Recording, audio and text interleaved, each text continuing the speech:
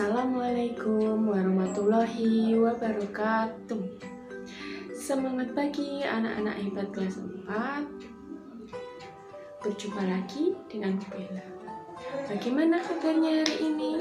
Semoga kita semua sehat selalu dan selalu dalam lindungannya.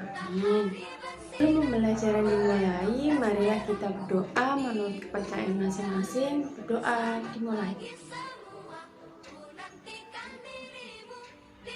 Doa selesai. Hari ini kita akan mempelajari tema 4, berbagi pekerjaan, subtema 2, pekerjaan di sekitarku, pembelajaran 4. Nah, dalam pembelajaran hari ini ada muatan pelajaran PPKN dan bahasa Indonesia. Adapun tujuan pembelajaran untuk hari ini itu ada 4 tujuan.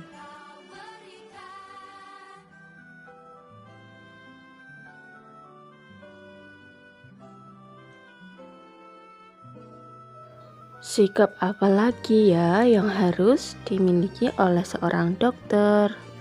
Seorang yang bekerja harus memiliki sikap melayani, disiplin, rendah hati, dan bekerja sepenuh hati. Kita bisa mempelajari nilai-nilai tersebut dari seorang dokter yang bekerja untuk masyarakat. Ayo membaca teks yang berjudul Hebatnya Dokter Kami. Ia adalah Dokter Rana, seorang dokter muda yang sederhana dan terampil. Ayahnya mantan kepala desa kami yang telah meninggal dunia. Dokter Rana baru kembali ke desa kami 2 tahun lalu. Setelah 10 tahun lebih merantau ke kota, ia memperoleh beasiswa di Fakultas Kedokteran dan setelah lulus ia praktik di Rumah Sakit Umum Kabupaten setelah lulus. Semenjak ia pulang dan praktik di balai desa, aku sering mendengar perbincangan warga yang heran atas keputusan Dokter Rana untuk kembali ke desa. Bukankah penghasilan sebagai dokter di kota jauh lebih besar? Pada ayahku, Dokter Rana bercerita bahwa cita-citanya menjadi dokter dulu muncul karena melihat kesadaran hidup sehat masyarakat desa yang sangat rendah. Sungai dipakai untuk mandi, mencuci, kakus, lalu airnya dikonsumsi. Hasil bumi dan peternakan tidak dimanfaatkan untuk membentuk pola makan sehat. Warga lebih suka menjualnya ke kota dan uangnya dipakai untuk membeli makanan instan. Selama praktik di kota, Dokter Rana terbayang terus kondisi desanya. Ia merasa bahwa seharusnya ilmu yang dimilikinya sebagai seorang dokter bisa bermanfaat untuk kampung halamannya sendiri. Jadi Pak Andri, saya ini pulang untuk memenuhi niat saya ketika menerima beasiswa, yaitu menyejahterakan warga desa tempat saya lahir dan dibesarkan, ujar Dokter Rana pada ayahku. Sejak pulang, Dokter Rana memang aktif membina para remaja dan keluarga muda.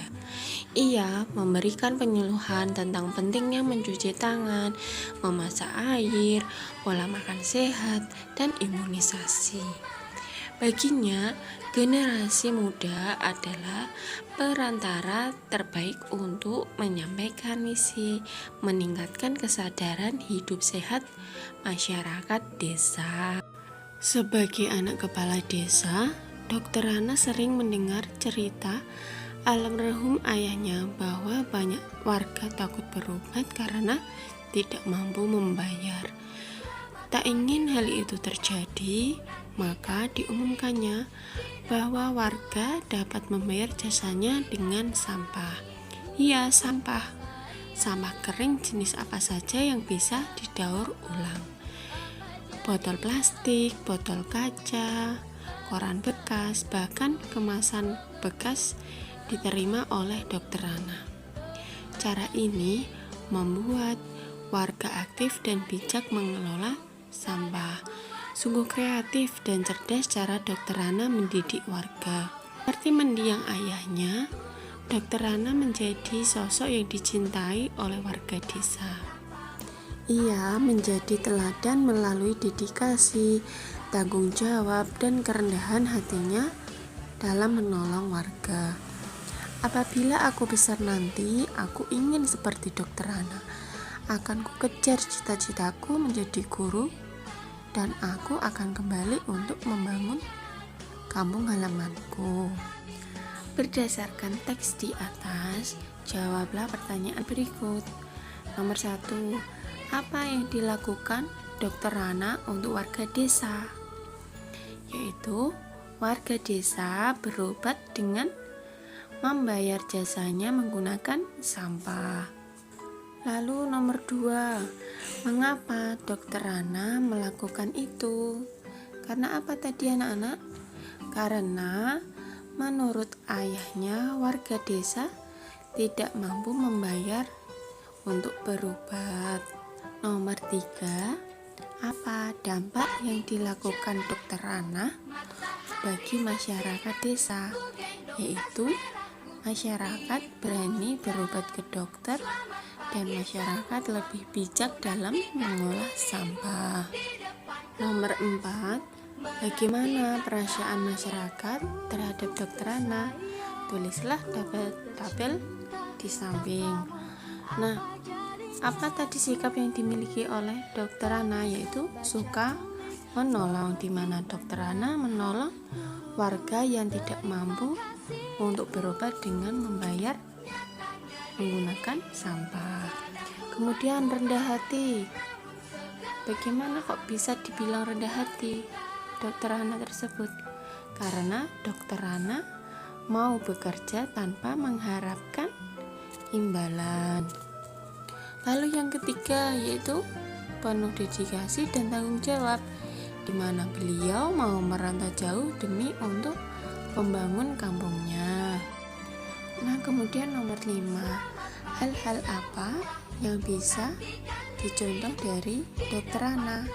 Yaitu menjadi pribadi yang suka menolong, rendah hati, tanggung jawab, penuh dedikasi terhadap sesamanya. Masih ingatkah kamu dengan cerita Dayu yang diajak oleh Dadu? Nah, hal apa saja yang dapat kita lakukan agar hal tersebut tidak terjadi? Hal tersebut tidak terjadi, kita dapat membuat kesepakatan kelas agar tidak ada yang saling menyakiti. Apa itu kesepakatan kelas? Nah, coba kalian tengok gambar yang ada di samping. Kesepakatan kelas yaitu beberapa aturan yang membantu guru dan murid untuk bekerja sama, saling menghargai, saling menyayangi dalam bentuk kegiatan belajar mengajar. Nah, ada pun contoh dari kesepakatan kelas di samping, yaitu ada tertib, terus jujur, peduli, saling menghargai, saling berbagi, terus apa lagi? Tepat waktu, percaya diri, dan lain-lain. Nah, kesimpulan pada pembelajaran hari ini yaitu kita harus selalu bersikap sesuai dengan sila kedua Pancasila, yaitu apa? Kemanusiaan yang adil dan beradab. Contohnya apa? Itu kita harus saling menyayangi satu sama lain. Lalu yang kedua, saling membantu. Yang ketiga, yaitu kita harus saling menghargai satu sama lain. Nah, untuk tugas hari ini yaitu membuat kesepakatan kelas di buku gambar A3 dikerjakan sesuai dengan kelompok masing-masing. Kemudian bisa dilengkapi dengan gambar-gambar yang mencerminkan sikap-sikap tersebut. Cukup sekian untuk pembelajaran hari ini. Semoga ilmu yang sudah kita pelajari dapat diterapkan dalam kehidupan sehari-hari. Nah, Sekian dari Bu Bella, terima kasih. Wassalamualaikum warahmatullahi wabarakatuh.